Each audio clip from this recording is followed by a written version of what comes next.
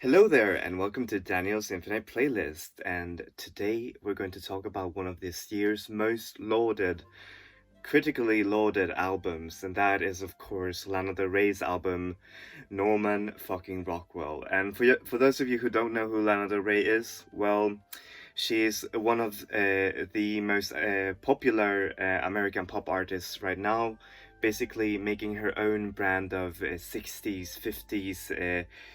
Revivalist nostalgia, almost harkening back to the Twin Peaks soundtrack, but even more so rooted in Americana and hip hop and trip hop. However, with normal fucking Rockwell, that those whole differences, she takes those whole differences to a whole new level. So yeah, how is it to listen to this album? Well, it's a bit like this.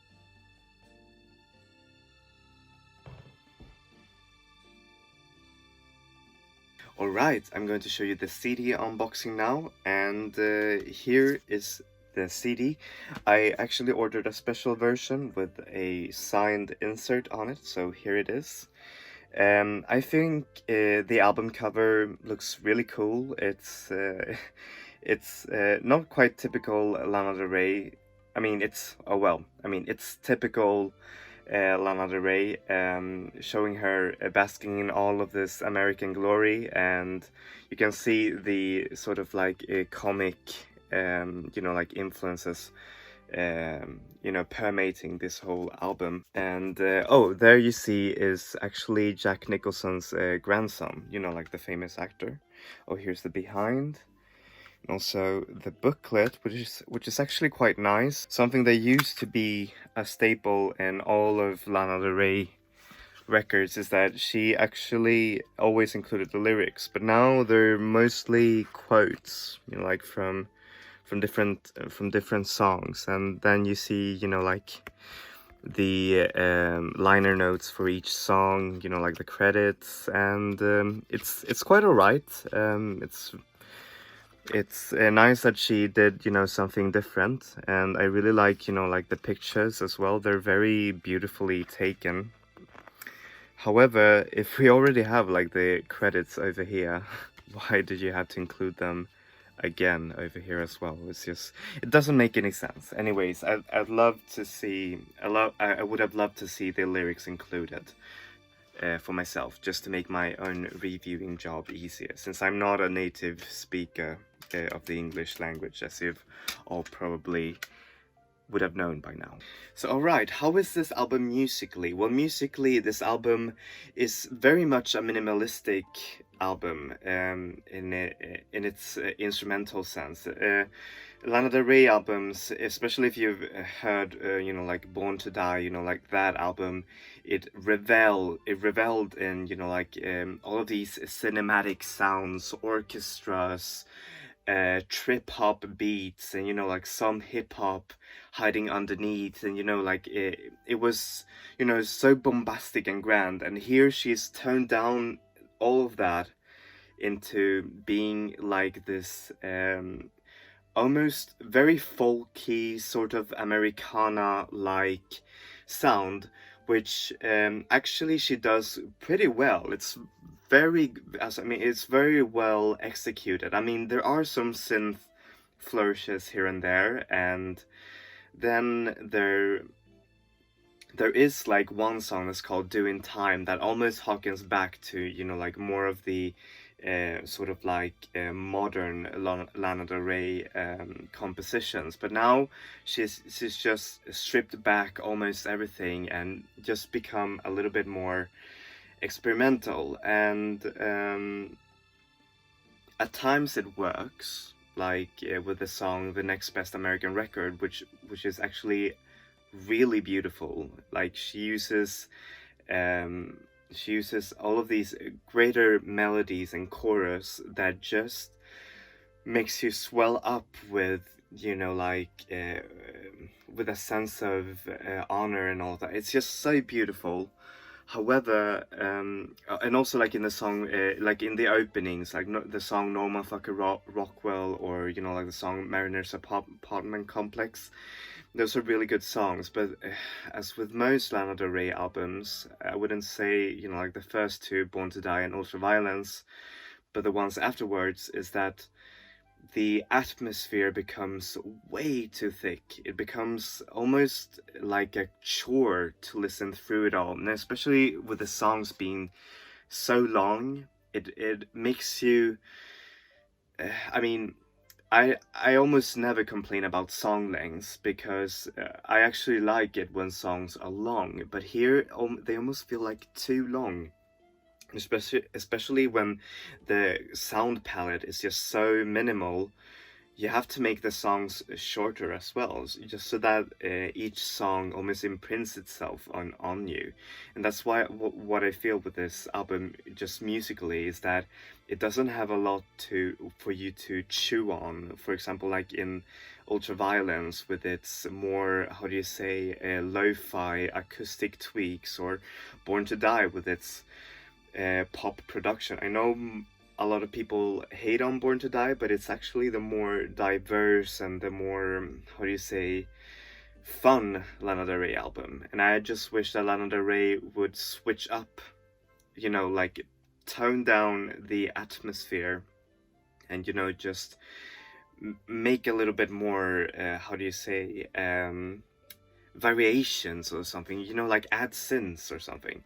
Anyways, how is this album lyrically? Well, this is arguably the album's strongest point. Like, Lana Del Rey has never been so lyrically poetic and amazing as now. Like, she's usually with Lana Del Rey lyrics, you almost feel like she's writing this from another time era, you know, like the 50s or the 60s, and it was almost always rooted in, you know, like that deep fantasy of those eras. But now she's mostly rooted, you know, like in the now, and what is happening, you know, like especially like in the song The Greatest, where she name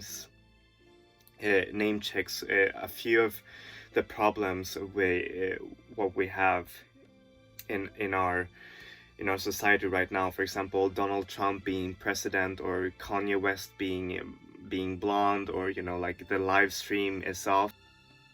It feels at times a bit off, you know, like pared down, you know, like with the music, but at the same time it just feels so great to feel a more, you know, like politically conscious Lana Del Rey that I haven't seen before. And yes, she has done some political commentary on her lyrics before, but now she's even more relatable and more in this space.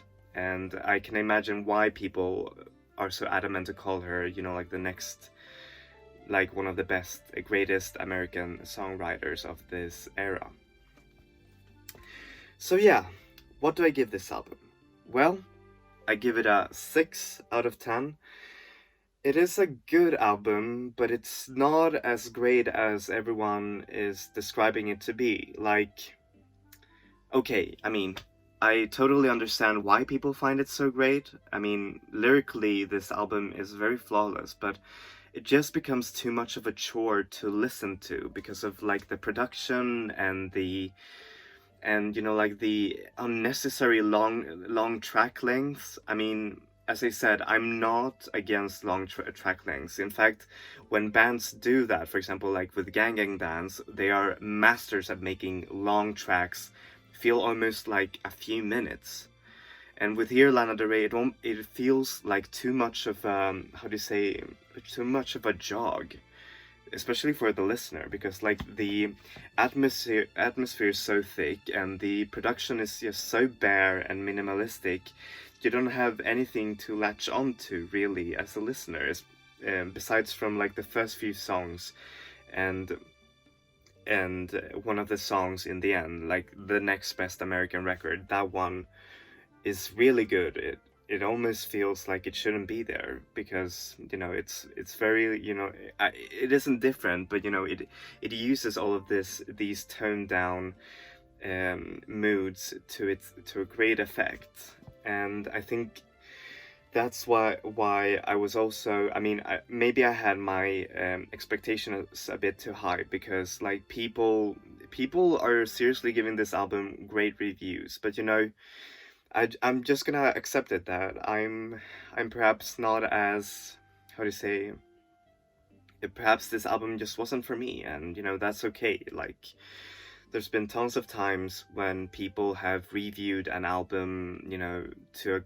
great extent, and you know, just given them amazing reviews, and for me to just be like, oh well, I can see why, but you know, like, it's okay. For example, like with Frank Ocean's Channel Orange, or Kanye West My Beautiful Dark Twisted Fantasy, which I think are great albums in themselves, but I don't see why all the great praise. Anyways, I hope I hope you all liked this review. I'm so sorry if it didn't, you know, like match the expectations. I really had, you know, like high expectations. Anyways, as always, I'm going to put the artist links down below. Lana Del Rey is available everywhere, as you all probably know. You can buy physical versions, vinyl, cassettes even, and then you can also stream the album everywhere you please. So yeah, this is... So yeah, I'm done with this review, and if you'd like, please give a like and subscribe. I'd really appreciate it. I'm always going to be reviewing new albums every Wednesday and classic albums every Saturday, so yeah, keep your eyes peeled for those. Yeah, that's it for me, I guess. Enjoy music, enjoy life, people. Vi ses. Hej då!